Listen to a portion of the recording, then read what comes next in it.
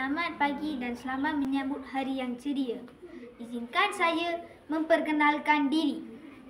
Nama saya Heri Shanmugam dan saya berumur 11 tahun. Saya belajar di SJGT Ladang Kota Baru. Hobi saya ialah membaca buku dan bermain bola sepak. Manakala cita-cita saya ialah menjadi seorang polis. Dalam video ini, saya amat teruja untuk berkongsi mengenai sebuah buku yang telah saya baca, iaitu buku yang berjudul Durian Tunggal. Hari ini saya ingin berkongsi tentang buku kegemaran saya yang berjudul Durian Tunggal. Buku ini ditulis oleh Nur Azlin Capar dan merupakan sebuah cerita rakyat yang sangat menarik. Ia mengisahkan sepasang suami isteri yang menemui durian pelik dan apabila dibelah, keluar seorang puteri yang disumpah oleh ibu bapanya.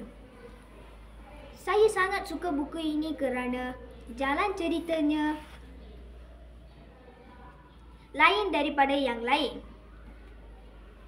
Ia penuh dengan unsur fantasi dan budaya Melayu dan banyak pengajaran.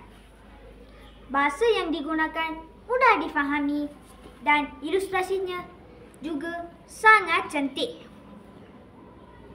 Buku ini mengajarkan saya tentang kasih sayang, keberanian dan pentingnya hormat kepada orang tua.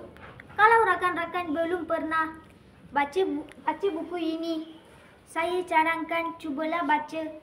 Pasti tidak menyesal. Buku dibaca, hati pun tenang.